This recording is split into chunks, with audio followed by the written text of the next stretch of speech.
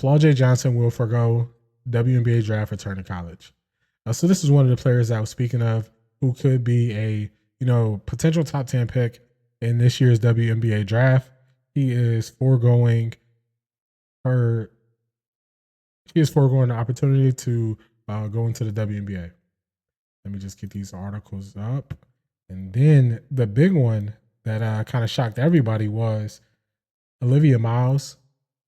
Olivia Miles was projected to be the number 2 overall pick in the WNBA draft, and it sent shockwaves when she decided not to enter into the WNBA draft. We got a clip here. It's a minute 13 seconds. This is Andrea Carter. She covers the WNBA for ESPN. We're gonna play the clip.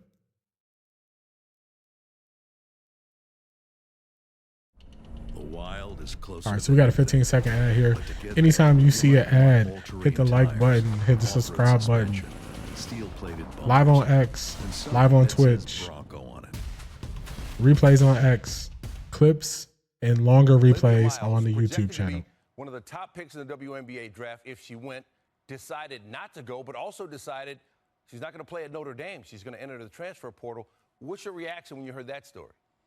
I was shocked when I heard that story. And Olivia Miles didn't have the strongest finish to the season, struggled a little bit in the tournament. She had the ankle injury, but I still talked to some WNBA front office members that felt like she would be the number 2 pick. And if at the very latest, she would be a top 5 pick either way. So for Olivia Miles to choose to stay in college and then enter the transfer portal, college basketball is a money-making opportunity now, and NIL dollars are real. So she knows that she has an opportunity to get paid, to stay in college, and potentially get paid a large amount of money to do so. So it's just very interesting. I was shocked. I thought she was ready to go on to the next level. But, you know, there are other things now that factor into women's college basketball and making that decision. And this is an example of that. So for me, all the best to Olivia Miles, and hopefully if she does decide to transfer away, because she could end up coming back to Notre Dame, you never know. Yeah. But if she does decide. All right, so you see her reaction there. She said she was shocked, but then when she got to it, she talked about more of new Chipotle honey chicken. I don't need these ads popping up. Yeah, so this is just she was projected to go number 2. Just wanted to show you here. This is Olivia Miles, 5'10" point guard from Notre Dame. One thing I think we're going to see, especially until the WNBA signs the new CBA, and until these top draft picks get more than like 70 to 80,000 a year on 3 and 4 year deals, I think you're going to see more women's college basketball players use all of their eligibility, because if you're projected to be a top 10 pick, I think you can easily get more than 70 or 80,000 NIL money. I think, you know, some of these potential WNBA top picks, I believe they can get a couple 100,000 in NIL with going back to school versus going into the WNBA draft. So I think this is very smart business-wise and business savvy for Olivia Miles and flau'jae to not enter into the WNBA this year. So by them doing this, there is a CBA, I believe it's going to be up after this upcoming season. So going into the 2026 season, they should be under a new CBA. I don't think they're going to be able to get to the potential revenue split that they want, but I think they should be able to increase salaries dramatically. And by doing that, when they enter in, they will potentially make more in this last season than they would have made in their first WNBA contract. And then they'll reap the benefits of the new CBA being agreed to, you know, as long as they agree to that and there's no strike or anything like that. So I think this is a case where they're making a very sound business decision, and that's how you have to treat business. You have to take the information that you have. So the information that they have is, if I'm the number 1 pick, number 2 pick, top 5 pick, I'm going to make about 70, 80 grand a year for the first 3 to 4 years. Great. Okay. Now let's compare that to me being one of the top picks or the top college athletes in the transfer portal and what I could potentially get. I believe she'll easily surpass what she'll be able to get on her first WNBA contract next year.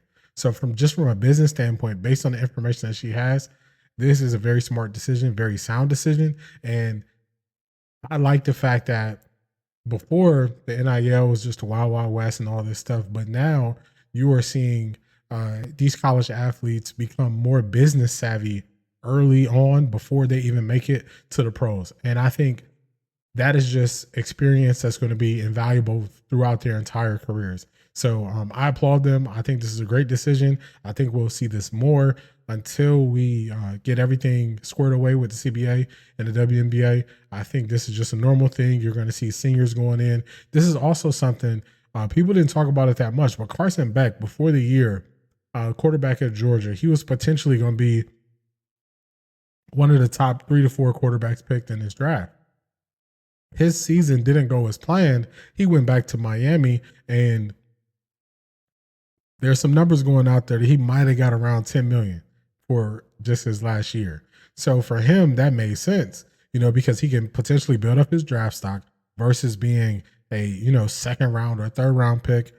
He can build up his draft stock, put new tape out there that looks better, cut down on the turnovers, and he can bounce back up potentially into the first round. So I like to see I like to see the evolution. So the evolution is before people just want to play basketball and not think about the business.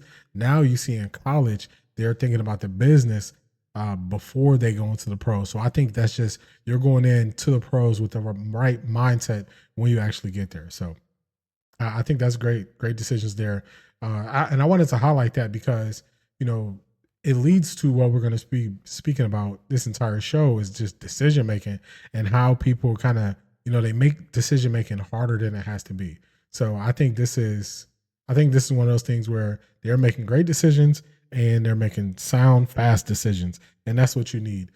You have to take the information that you have and use that to make the best decision that you can. So